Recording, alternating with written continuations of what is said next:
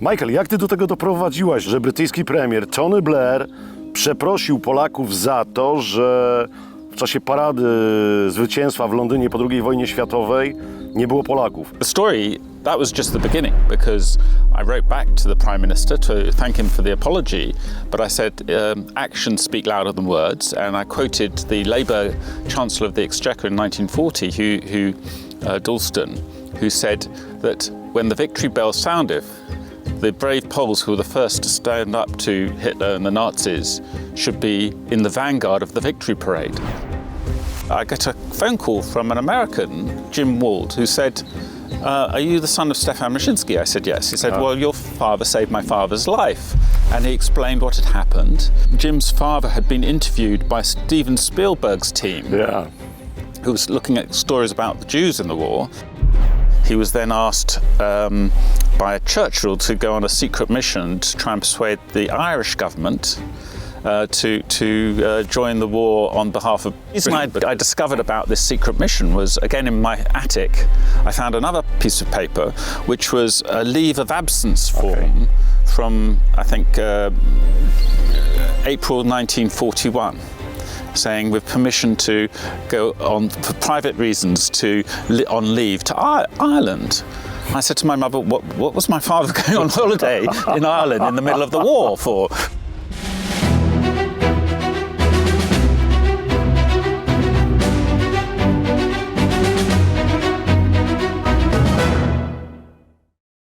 Jak wiecie, w moich programach zawsze mamy gości specjalnych i taki gość jest również dzisiaj Michael Moszyński. Człowiek, który przez wiele lat pracował w Saatchi & Saatchi. Człowiek, który jest cały czas szefem w London Advertising, ale przede wszystkim syn żołnierza Wojska Polskiego, generała Maczka, pierwszej dywizji. No o tej historii moglibyśmy mówić bardzo dużo, ale dodatkowo jeszcze człowiek, który doprowadził do tego, że po wielu latach, 60 lat po zakończeniu II wojny światowej, brytyjski premier przeprosił Polaków za to, że w paradzie zwycięstwa w Londynie po wojnie nie było naszych żołnierzy. Michael, jak ty do tego doprowadziłaś? Well, it was in 2002 and Tony Blair was about to go on a mission to Warsaw to try and create a relationship to offset German and French interests. And so timing is everything. And I wrote him a letter. And my sister, who was good friends of Fiona Miller, who's wife of Alistair Campbell, agreed to put the letter in front of Tony Blair, and we got a reply from his office very soon after, which was the first time the British government had ever expressed regret about the lack of attendance of Polish soldiers in the 1946 victory parade. It's a very good story. The story, that was just the beginning, because I wrote back to the Prime Minister to thank him for the apology, but I said actions speak louder than words, and I quoted the Labour Chancellor of the Exchequer in 1940, Dalston, who said that when the victory bell sounded, the brave Poles who were the first to stand up to Hitler and the Nazis should be in the vanguard of the victory parade. So I said it would be a very fitting gesture for the 2005 parade, which was 3 years later and was going to be the 60th anniversary and the last time that veterans would parade in London, to be at the front of the parade. And then I got involved in all the bureaucracy of the Ministry of Defence as to why that couldn't happen. And like every Pole, I applied tenacity. And as Winston Churchill said, never give up, never give up, never give up. So I began writing letters to military historians, to General Mike, the head of the British Armed Forces, and to various people, including somebody I was working with in advertising was Lord Lichfield, the famous photographer, who's also the Queen's cousin. And he got my letter into the hands of Prince Philip, the Queen's husband, and he gave the letter to Commodore Edwards, who was in charge parade and told him to do something about it. And 3 days before the parade in 2005, so it took me 3 years, I got a letter from Commodore Edwards saying that the Polish veterans would be at the front of the parade in the vanguard. And I was invited by the Polish veterans to attend that parade in Horse Guards, which was a very emotional time. Michael, proszę powiedz właśnie historię wojenną twojego taty. Ona zaczęła się w szkole kawalerii w Polsce. Ja wiem, że ty chcesz odwiedzić to miejsce. Yes, I'd like to visit the very famous Polish cavalry school.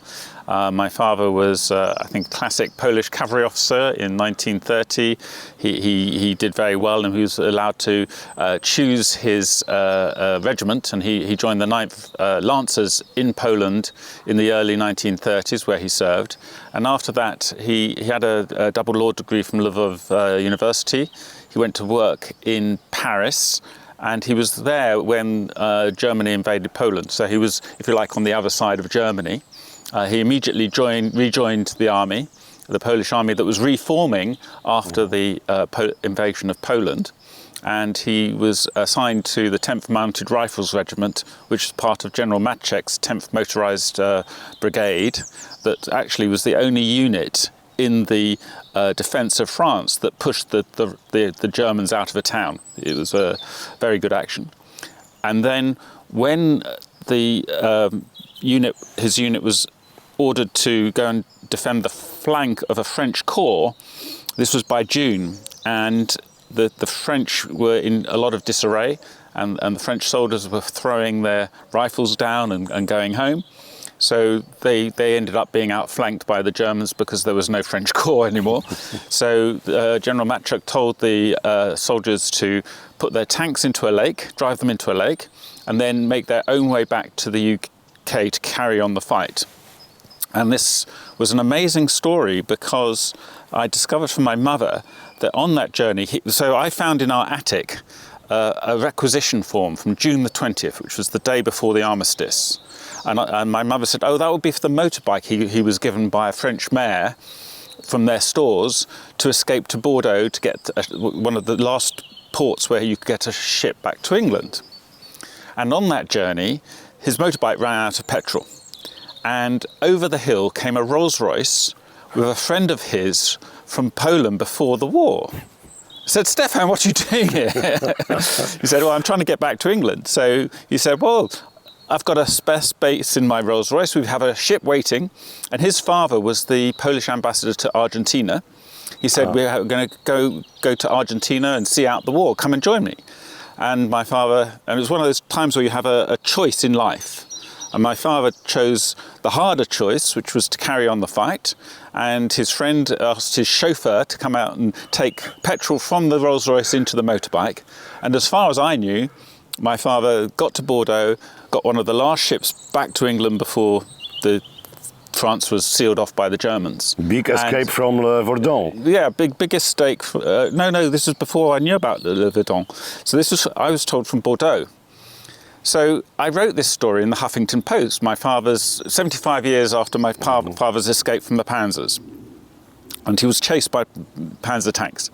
Anyway, a few days later, I got a phone call from an American, Jim Wald, who said, are you the son of Stefan Moszyński? I said, yes. He said, well, your father saved my father's life. And he explained what had happened, which is his father was a Jewish soldier in the Polish army. They were in a barracks when the Germans invaded. They were just told to, find their own way back to England. And he was by the side of the road. My father stopped his lorry and collected him and saved him and some other Jewish soldiers' lives because the Germans were, literally about to come and capture them. And I said, well, that's a very interesting story, but it wouldn't be my father. My father was on a motorbike and he went to Bordeaux. And Jim said, but Bordeaux was mined. The Germans had mined the Gironde River. There were no boats going out of Bordeaux. And he said, send me the requisition form. So I sent it to him by email. He rang back. He said, this isn't for a motorbike. And he said, in very difficult to read writing, 40 litres d'essence, 40 litres of petrol. Well, there's no amount of motorbike in the world that takes 40 litres of petrol. But 40 litres takes a lorry from Le Bon, where the requisition form was signed, which is near Bordeaux, to a place called Le Verdun, which is a port on the mouth of the Gironde where they were doing evacuations. And this chap was, Jim's father had been interviewed by Steven Spielberg's team, who was looking at stories about the Jews in the war. And he was recounting this amazing escape because they were being strafed by Messerschmitts. They turned the wrong way. They drove towards German tanks, so had to turn around and escape. The soldiers in the back were shitting themselves. They treated the Jews, the soldiers, very badly. And my father put them in the front cabin and looked after them. And then they arrived at Le Verdun with the orders from General Maczek to secure the port to evacuate. I think it was about 16,000 Polish soldiers were evacuated from Le Verdun. They also had to do the paperwork for the French ministers and members of parliament who were trying to form a separate government in North Africa. And so they looked after them and ended up being told that they would get a place on one of the ships. Now, all the people had been evacuated, and the last ship, Clan Ferguson, was about to leave, and he didn't have any orders to depart.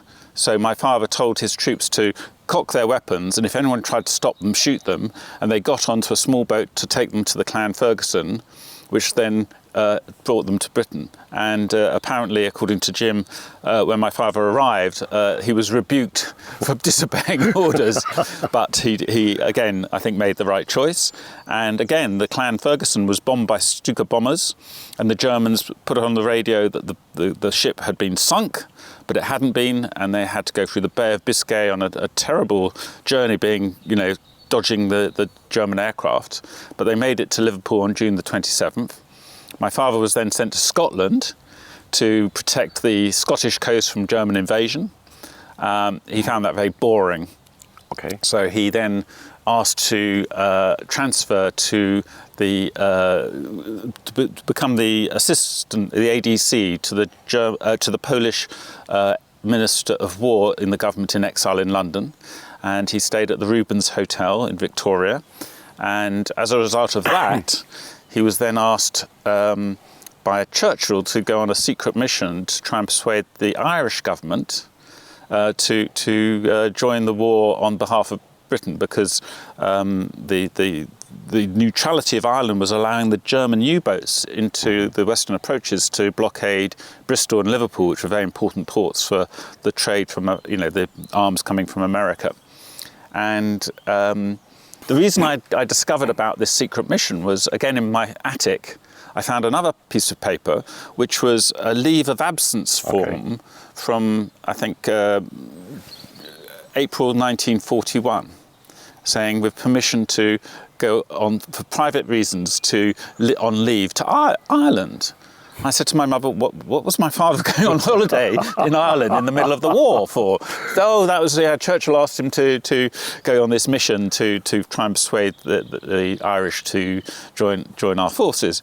And when apparently my father went back to Churchill to tell him what happened on his trip, he recounted on his last night, the Irish General Staff hosted a leaving party for him. And it was the night that the Germans, the Dublin docks were bombed. And he said that he recounted this story to Churchill, how half the Irish General Staff came up to him and said, that would be the damn Germans. And the other half said, that would be the dastardly British. And apparently Churchill rolled his eyes up to the ceiling, realising we'd never get Ireland to join forces in the war. So that's what he did in 1941. By 1942, I think General Sikorski had secured from Britain the commitment to create an armoured division under command and manned by Polish soldiers, which was the first Polish armoured division. And my father was placed to be a troop leader in the 10th Mounted Rifle Regiment, which was the reconnaissance regiment of the 1st Polish Armoured Division. And by 1944, when the division was sent to Normandy to secure the breakout from Caen to capture the Falaise Gap, my father was in the vanguard of that action, and I went to go and visit there's an excellent museum at Chambois near the Falaise Gap, and the French host there was very kind and showed me the farmhouse where my father's troop was stationed during that battle, which Montgomery said was the Polish forces were the cork that sealed the bottle and stopped the German remnants of their army of the West from escaping. And I think 50,000 Germans were captured.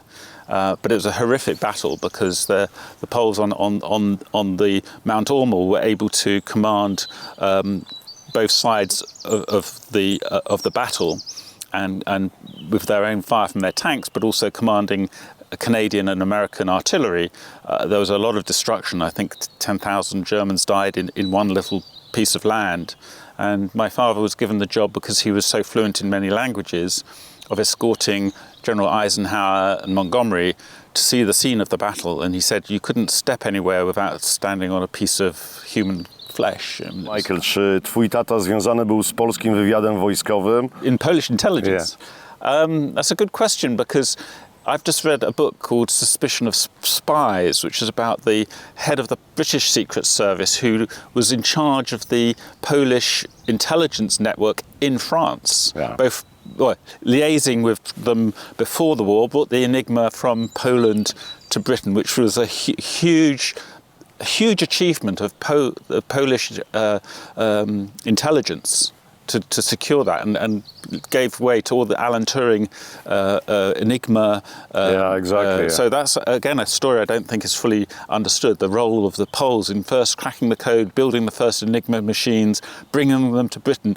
I think a week before the Germans invaded. Extraordinary story. And my father was the liaison officer at Le Verdun, where this intelligence officer left. They were in Paris together at the same time. There's a lot of connections. I don't honestly know, but I know there's a lot of opportunities for him to have been involved.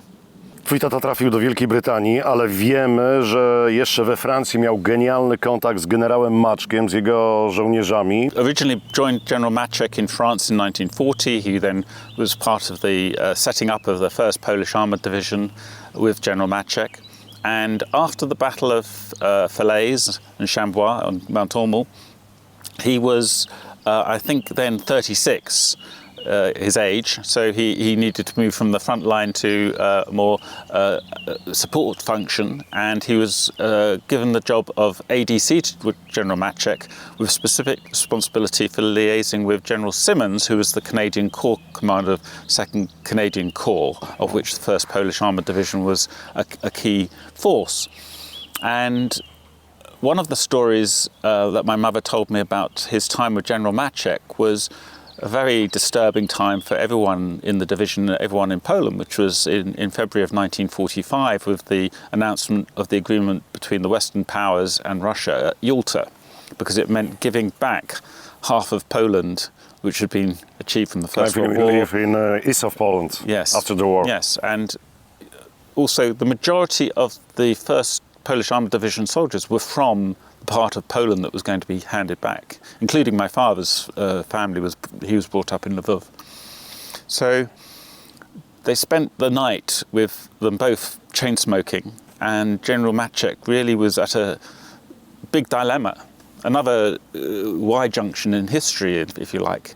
He said, how can I ask my troops who've had their land that they've been fighting for to continue fighting after this news? And apparently my father said to him, but we must think of what future generations might think, and we have to continue fighting for Polish honour. And I think that's a very typical story of Poland, because often Poland has continued to fight, whether it's in the Warsaw Uprising in 1920 and the Miracle of the Vistula, against extreme odds, because history has placed Poland with some not very defensible geography and between two very aggressive neighbours. And that's, one of the things that, is, I'm sure, concerned Polish people today with what Putin's been doing in Ukraine and what that might mean if he's trying to re-establish the Soviet Union and the Warsaw Pact. So I think that's a very important lesson, that the tenacity of Poland to keep fighting has seen an extraordinary achievement since 1989, when Poland was released from the shackles of communism. And look, it's just overtaken Japan on GDP per capita and will soon overtake the UK. So I'm very proud of what Poland's achieved when it's had peace. But in order to have peace, you have to have strength. And I'm also very proud that Poland is now committing 4.7% of its GDP to its military expenditure. And I think if Russia has taken 3 years against Ukraine, which had a very unprepared armed forces, to be fair, it will think twice about tackling Poland along with other NATO allies, particularly in Scandinavia, the Baltics, and Baltic countries, with Britain's help, to maintain peace. Twój tata zmarł, jak byłeś bardzo małym chłopcem.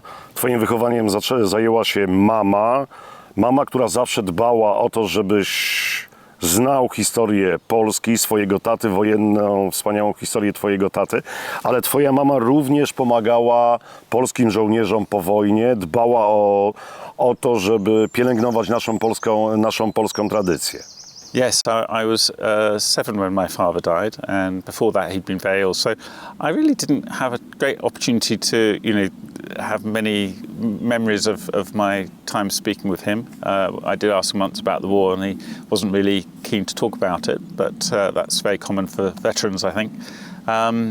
So it was really my mother who brought us up, because also this was in the early 1970s, at the heart of the Cold War. And whilst we had still relatives in Poland, we couldn't really easily go and see them. So it was really down to my mother to bring us up with all the family history, the fact that for Polish people, your surname is very important, the honour of the family, the honour of the country, and how you behave. So I'm very grateful to the fact that she brought me up in this way, and I always say I'm sort of English but with a Polish heart. Ale wiem, że twój wujek walczył również w polskich dywizjonach bombowych w szeregach RAF-u, w dywizjonie 304, może z moimi wujkami. Yes. So my father's brother, Tadeusz, he also escaped to Britain, but there's a moving set of letters I have at home where my father was trying to reach out and contact him through the Red Cross, and eventually the two brothers came together in the UK, and my uncle was joined 304 Squadron, which was given Wellington bombers. And I know that he told my father that when he was doing bombing missions, the ones he hated the most were over the Ruhr, because there was so much anti-aircraft, obviously a very important strategic part of Germany for them to defend. And in fact, it was in late 1941 that on one of those missions to bomb Essen, he was shot down. Zagłębie Rury. And then the plane didn't immediately go down, but it was losing height, and the pilot told the crew to bail out, saying that he thought they were over France. My uncle was on a parachuted, and when he was on the ground, a farmer came up with a shotgun, and my uncle, speaking fluent French, said, "Oh, je suis un aviateur polonais," and the reply was, with the shotgun, "Handy Hock." Handy Hock, yeah. Ręce do góry. So he arrived in Germany and was actually transferred to Stalag Luft 3, which was the prisoner of war camp for airmen that was very famous for the Great Escape, the film with Steve McQueen. And fortunately for my uncle, he arrived too late to take part in the escape, because Hitler ordered 50 of the escapees to be shot, which was a horrific war crime of many. And but what my uncle did was he sewed and made civilian clothing out of military clothing for the escapees to wear. So that was his part in the war. Okej, kończy się II wojna światowa. Twój tata zostaje w Wielkiej Brytanii. Jego żona Angielka. Zostaje tu wiele tysięcy Polaków, no ale twój tata patrzy na to, jak jest brytyjska parada zwycięstwa V-Day. W tej defiladzie idą Brytyjczycy, Francuzi, Amerykanie, Kanadyjczycy, Górkowie. Nie ma Polaków. Jest taki znany bardzo w Polsce przekaz o kapitanie Urbanowiczu z dywizjonu 303, który stał i płakał na ulicy, widząc, jak idzie parada zwycięstwa. Jak twój tata wspominał Paradę Zwycięstwa, Dzień Zwycięstwa właśnie tu w Londynie. So, yes, I discovered about the fact that the Polish soldiers were not invited to march in the 1946 Victory Parade when I went to an event at the Imperial War Museum in London about Kresy Siberia, and part of my family had been sent to Siberia by the Russians, so that was my interest. And at the end of the event, a veteran stood up and said, you know, Poland went through 6 years of hell and another 50 years, but the thing that upset them the most, the veterans, was that they were not able to march in the Victory Parade. And this shocked me as a British person, that why would this happen? So I did two things. I said, I'll find out about it. And secondly, I made a vow to myself to do something about it.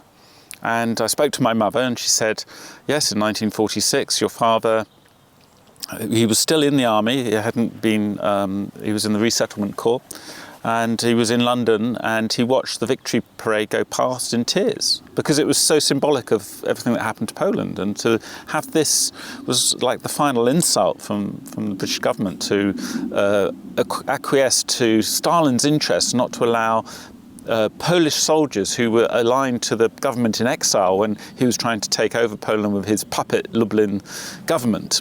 So this was a geopolitical issue, and unfortunately the British Labour Prime Minister Attlee acquiesced to that request to not allow the Poles to march. The RAF invited the Polish Air Force veterans to march with them, and they said, if our colleagues in the Navy and the Army are not invited, we will not march either, which again was I think a very noble thing to have done.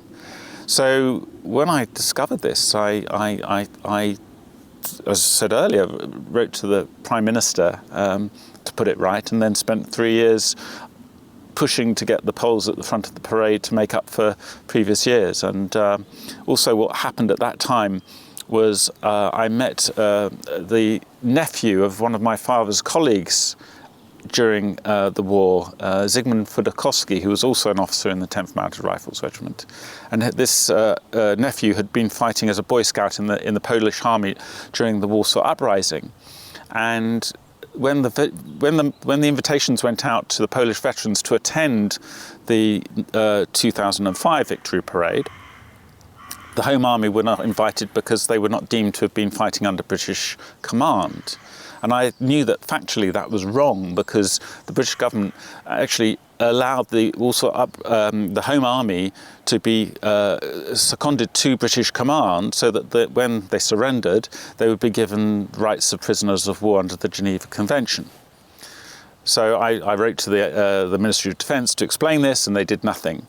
And I was working with the Conservative Party leader, Michael Howard, and I asked him to intervene, and he did. And the Home Army veterans were invited to the Horse Guards parade, and they gave me a great honour as being one of their very few tickets. They invited me to attend with them, and that was an extraordinary day, because 2 days before the parade, we had the 7th of July bombings in 2005 in London, where 56 people were killed. It was a horrific thing. And the view was that the parade would be cancelled because it was too much of a threat. And I think it was a testimony to the bravery of the British to carry on with the parade, and the bravery of the Queen to attend that parade in an open-top car and take the salute of the Polish veterans was an amazing thing that made me very proud of Britain and Poland. And when I was seated waiting for the parade to start, one of the veterans mentioned my name, and a lady in front of me heard it. And she turned around and said, "Are you Moszyński?" I said, "Yes." She said, "Are you related to Stefan Moszyński?" I said, "Yes." He was my father. And she gave me the biggest hug imaginable. She was one of the fighters from the Home Army who, when they surrendered, it's an extraordinary thing, because the Germans, razed Warsaw. They killed hundreds of thousands of Poles in that battle. But when those Polish female fighters left the sewers, they marched with their weapons to hand the weapons over, and the Germans saluted them. And this was one of the women who was then taken to a camp called Oberlangen, which was on the German-Dutch border. And when my father's division was there in April 1945, General Maczek had information that there was a camp somewhere with female prisoners of war from the Home Army. And he sent my father with this other chap, Zygmunt Wodakowski, in a scout car to go behind enemy lines to locate this camp. Now, the camp, this was 3 weeks before the end of the war. The German guards at that stage had run away. And when the female fighters in the camp heard the sound of armoured vehicles, they thought it was the German SS come to kill them. And can you imagine that moment where they saw the Polish eagle and the Polish voices it's a most extraordinary story. And then to meet the lady at that event. So, yeah. Beautiful story. All these things happen if you do something. They won't happen if you don't do something. But history creates history.